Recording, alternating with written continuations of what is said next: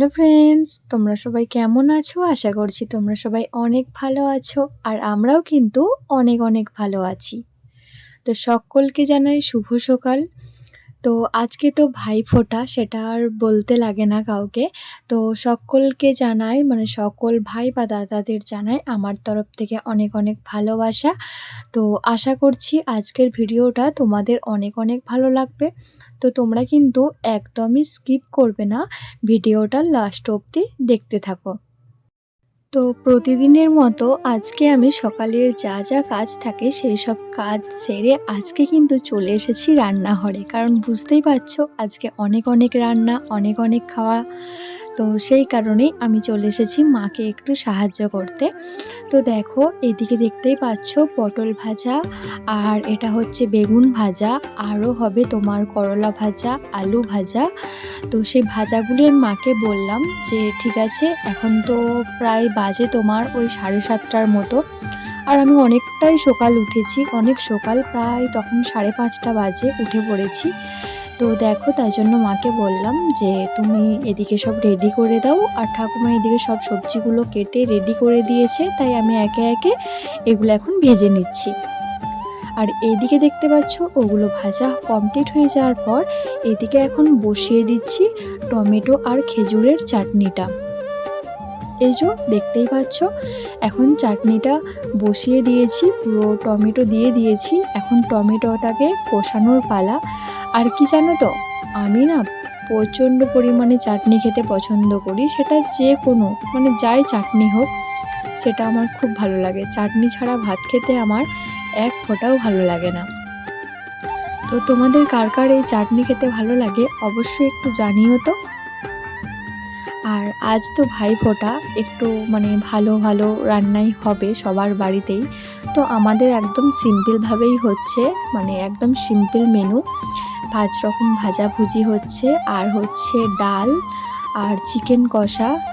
আর যারা মানে মাটন খাবে না তাদের জন্য চিকেন, আবার যারা চিকেন খাবে না তাদের জন্য মাছও আছে, মাছের ঝাল করা হয়েছে, মাছের ভাজাও আছে, আর হয়েছে চাটনি, পায়েস, মিষ্টি, এটুকুই।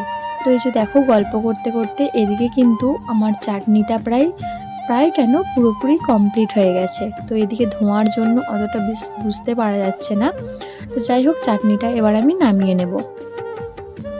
তারপরে দেখো, কড়া ধুয়ে পর এখানে বসিয়ে দিয়েছি শাক ভাজা, আর এখানে হচ্ছে ওই তোমার পুনকো শাক ভাজা। তো চলো এখন শাকটা ভেজে নিই।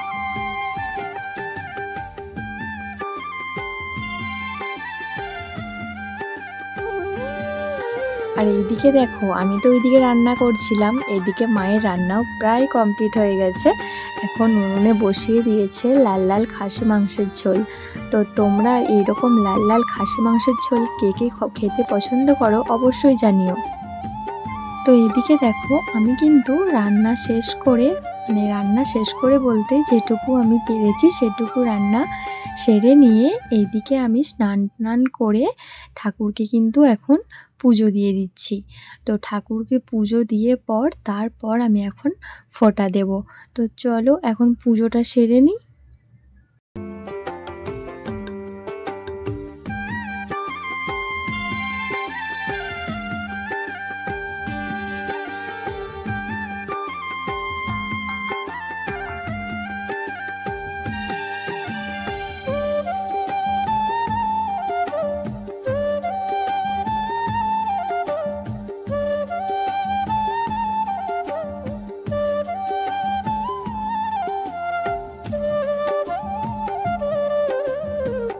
তো দেখো, পুজো শেষ করে এখানে আমি আজকে শাড়ি পরবো, আর শাড়ি আমার বরাবরই খুবই পছন্দের। আবার লাল শাড়ি হলে তো কোনো কথাই হবে না, মানে কি বলবো, লাল কালারের শাড়ি আমার ভীষণভাবে পছন্দ।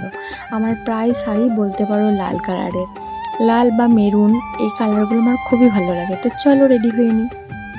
এই যে দেখতে পাচ্ছ, আমি এখন শাড়ি পরে রেডি হয়ে নিয়েছি, একদম একটা সিম্পল লুক।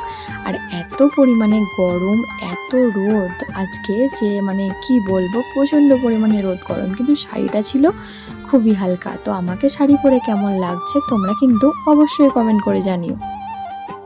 তো দেখো তারপরে কিন্তু আমি ভাইদের জন্য এখন প্লেট কিন্তু রেডি করে নিয়েছি, দেখতেই পাচ্ছ।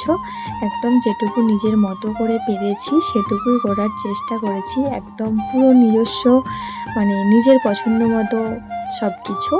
তো যাই হোক, এখন যেহেতু দাদারা কেউ নেই, এখন ভাইদেরকেই চলো ফোঁটাটা দিয়ে নিই।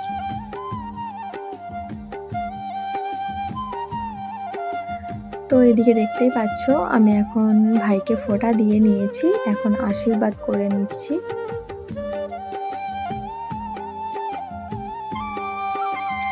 আর এদিকে কেন হাসছিলাম বলো তো? এদিকে হাসছিলাম এই কারণেই, ভাইয়ের সাথে একটু মজা করছিলাম। তো যাই হোক, ভাই বোনের মধ্যে তো এরকম চলতেই থাকে, তাই না? আর ভাই দেখো আমাকে প্রণাম করতে আসছে, মানে কত বড় দিদি, তাই না? যাই হোক, দুদিনের বড় হলেও সেটা বড়ই হয়, কারণ সম্মানটা তো। আর এদিকে দেখতে পাচ্ছ, ওই দেখো মাঝখানে বসে আছে আমার বোনপো, আমার বড়দির ছেলে। আর এটা হচ্ছে আমার একটা বোনঝি। তো ওরাও তো দু ভাই বোন। তো তাই বোন দাদাকে ফোঁটা দেবে। তো সেটাই আমি এখন ওর হাত ধরে দিয়ে দিচ্ছি। আর দেখো দুজনে এত সুন্দর চুপ দিয়ে বসে আছে। আর বোনপোও দেখো বোনের হাত থেকে ফোঁটা নিচ্ছে কি সুন্দরভাবে।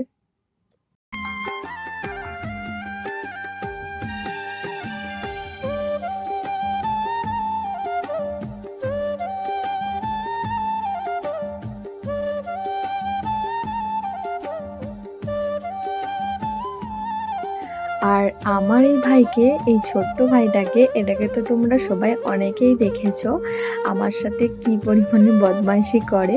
তো ওকেও এখন ফোঁটা দিয়ে নিচ্ছি।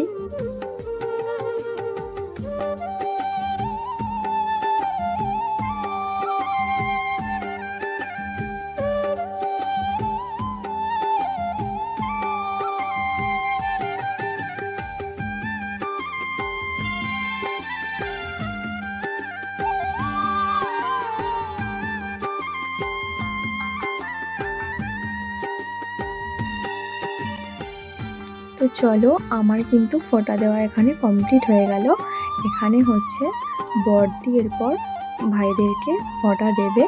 তো তোমরা সেটাই দেখতে থাকো।